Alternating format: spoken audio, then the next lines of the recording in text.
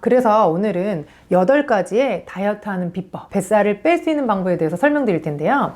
끝까지 다 들으셨다가 꼭 생활에서 한 번씩 해보셨으면 좋겠습니다.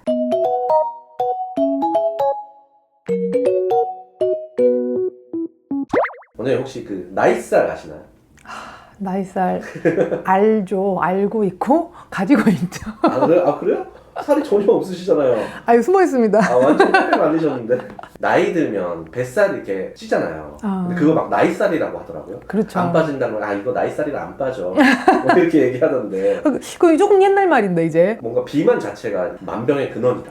만병의 근원입니다. 아 진짜인가요? 잘 아시는 것과 같이 WHO라 그래서 세계적인 이제 건강과 관련된 연구를 많이 하는 곳이잖아요. 거기서는 비만을 질병이라고 얘기해요. 그리고 미국의 어떤 의사협회에서도 비만은 어떤 단순한 과체중이 아니라 어떤 질병의 한 종류다 이렇게 발표한 지 벌써 11년이 지났어요. 2013년에 질병이다 라고 선포했어요, 미국에서. 그만큼 사회적인 어떤 문제로 인지하고 비만이 있으면 여러 가지 성인병으로 보통 알고 계시는 고지혈증, 고혈압, 심장 질환들, 혈관 질환 등으로 점점점 이제 번질 수 있기 때문에 관리해야 되는 질병이다 이렇게 얘기하게 된 지도 오래됐습니다. 근데 이 나이살은 안 빠지잖아요.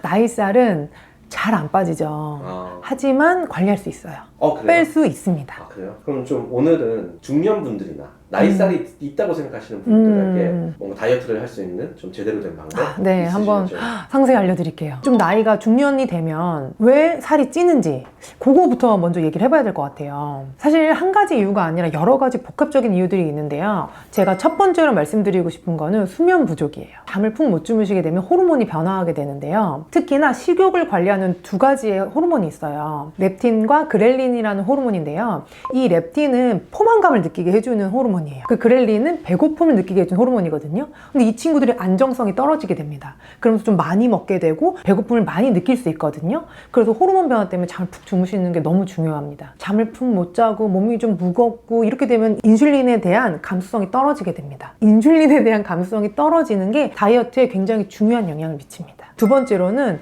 기초대사량이 감소하시는 거예요. 작년이랑 재작년이랑 똑같이 먹는데 이상하게 살이 찌는 것 같아. 이게 바로 우리가 중년에 좀 많이 느끼는 부분인데요. 예전보다 몸도 많이 안 움직이고 기초대사량도 떨어지는데 식사량 자체가 조절되지 않으면 똑같이 먹었지만 살이 좀 찌는 느낌을 받으실 수 있는 거죠. 그리고 세 번째는 근육량의 감소입니다. 너무 슬프지만 나이가 들면서 점점 근육량이 줄어들게 됩니다. 움직임도 줄어들고 대사량도 떨어지기 때문에 굉장히 활발한 대사를 하는 이 근육 조직이 점점 줄어들 수 있습니다. 근육량이 적어지는 것만으로 당연히 살이 찔 수 있겠죠. 네 번째로 말씀드리고 싶은 것은 호르몬의 변화입니다. 여성분들은 에스트로겐의 수치가 변화하면서 갱년기를 맞이하게 되죠. 이 갱년기에는 우선 지방의 분포가 변화하게 됩니다. 원래 있었던 곳보다 복부, 겨드랑이 이런 데로 이제 지방들이 좀 모이게 되고요. 남성분들도 마찬가지인데요. 테스토스테론 호르몬 다 아시죠? 우리 남성미를 상징하는 호르몬이잖아요. 근데 나이가 들면서 이 테스토스테론의 호르몬의 수치가 떨어지게 되면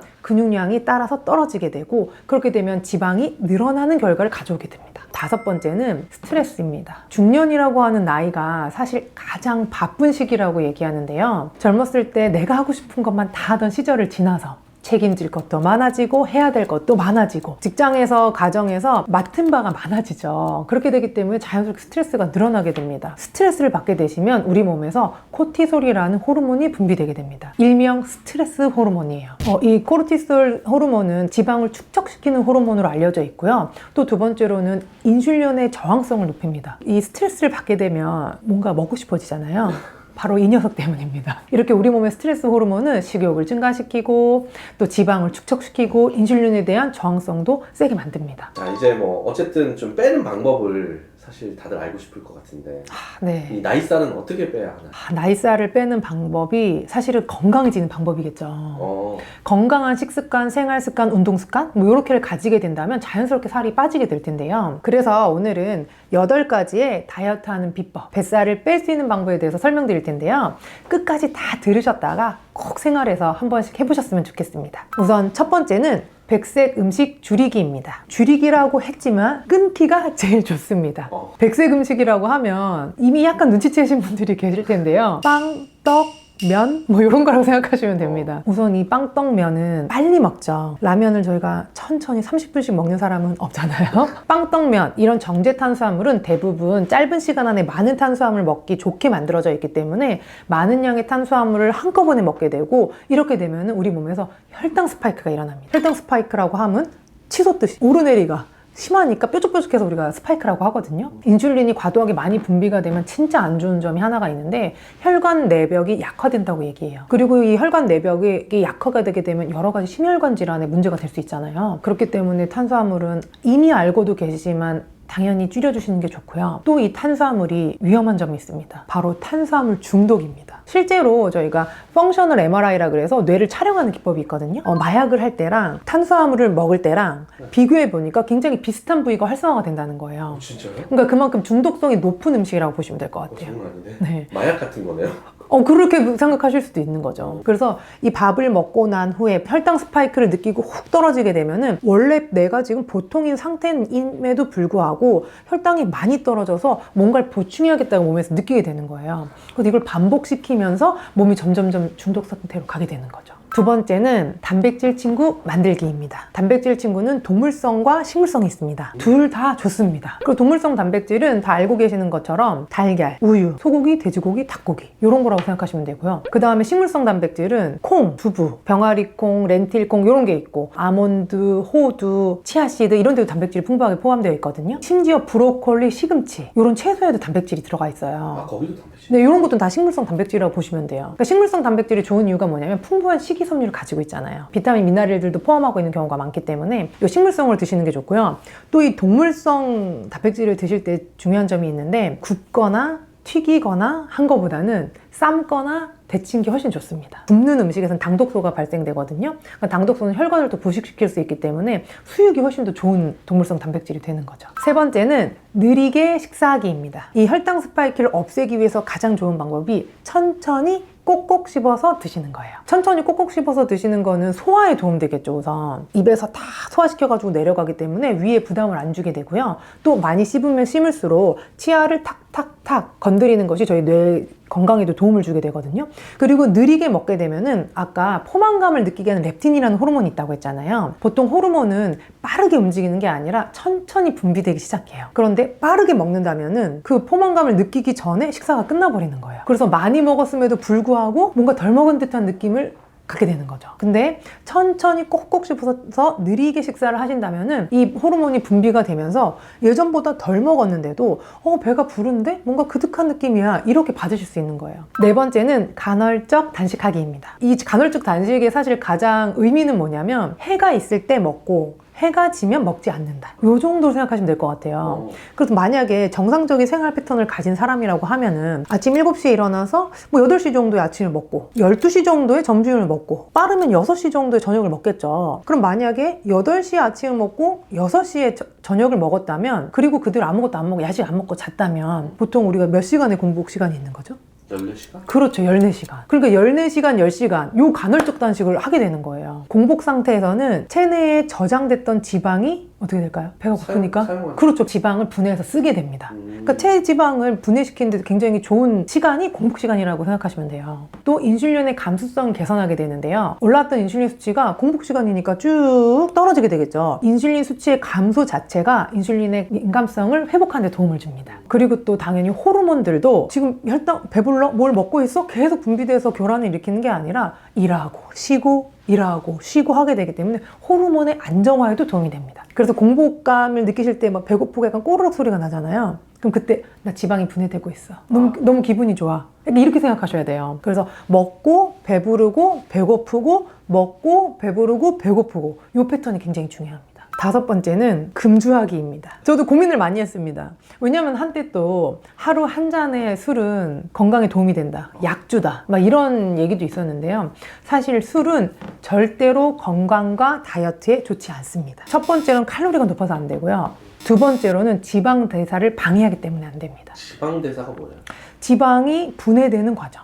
우리 몸에 지방이 있으면 싫잖아요. 그럼 아까 공복에는 막 지방을 분해해서 에너지를 쓴다 그랬잖아요. 그러니까 지방을 자꾸 분해하는 몸 상태가 되어야지 이제 우리 건강해지는 거고, 지금 배에 있는 뱃살 다 빼야 되는데. 그런데 술을 먹게 되면은 우리 몸에서는 요거를 독소로 인지합니다. 분해시켜서 내보내야 되는 물질인 거예요. 그렇기 때문에 모든 대사보다는 알코올을 분해하는 과정을 먼저 하게 됩니다. 그렇기 때문에 지방이 분해할 시간을 빼앗는 거예요. 또 마지막으로는 술을 먹게 되면 저희가 잠을 푹 잘 수가 없게 됩니다. 근데 숙면을 취하지 않으면 다이어트가 잘 안 됩니다. 6번째는 숙면 취하기입니다. 푹 주무셔야지 대사가 안정이 되게 되고요. 하루에 충분히 내가 몸에서 소비해야 될 양을 소비할 수 있게 되기 때문에 이 숙면이 굉장히 중요합니다. 또 우리가 다이어트를 위해서 신경도 많이 쓰고 운동도 많이 하잖아요. 그럴 경우에 스트레스를 완화시키기 위해서도 반드시 숙면을 취하시는 게 좋은데요. 이 숙면이라는 게 너무너무 어려운 일입니다. 그래서 숙면을 취하시기 위한 방법을 하나 설명드리려고 하는데요. 이 루틴 만들기예요. 신생아 재울 때 혹시 요즘에 엄마들이 어떻게 하시는지 아시나요? 목욕을 시킨다. 옷을 갈아입히고 로션으로 팔다리를 마사지해준다. 그런 다음에 늘 자던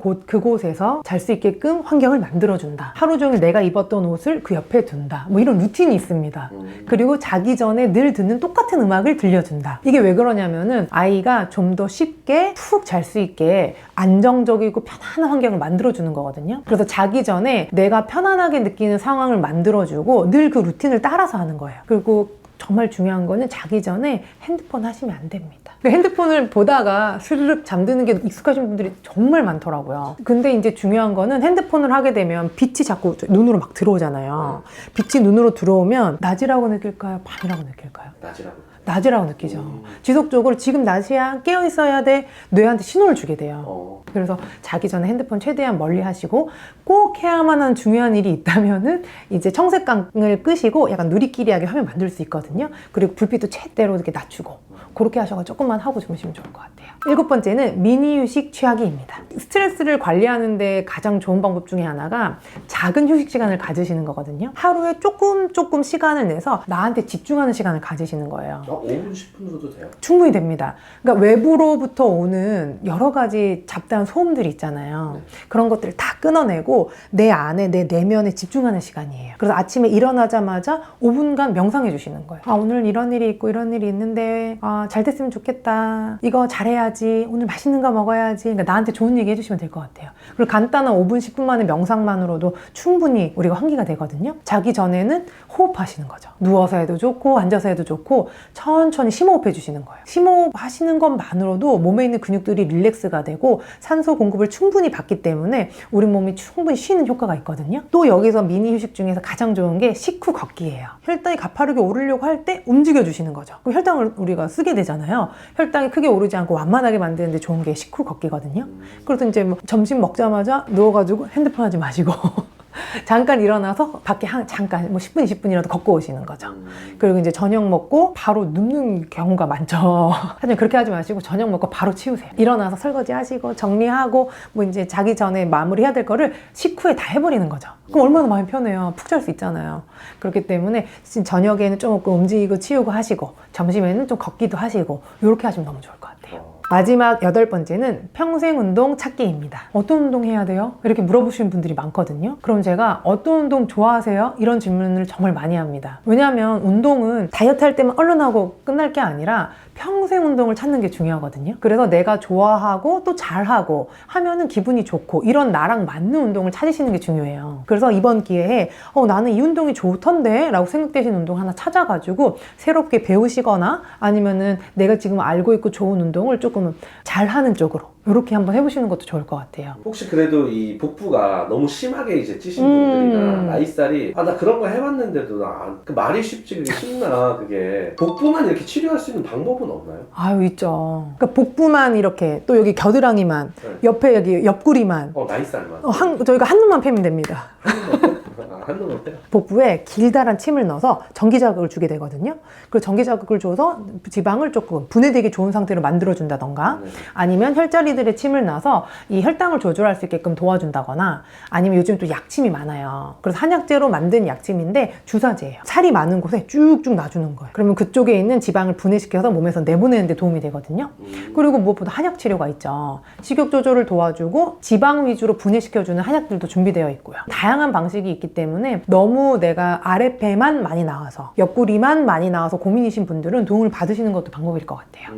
보통 고지혈증이나 고혈압 그리고 만성 피로 이런 것들 때문에 몸이 힘드신 분들은 혼자 다이어트를 하기가 좀 어렵거든요. 그럴 경우에는 병원에서 같이 진료를 받으시면서 의논해 보시는 것도 좋은 방법일 것 같아요.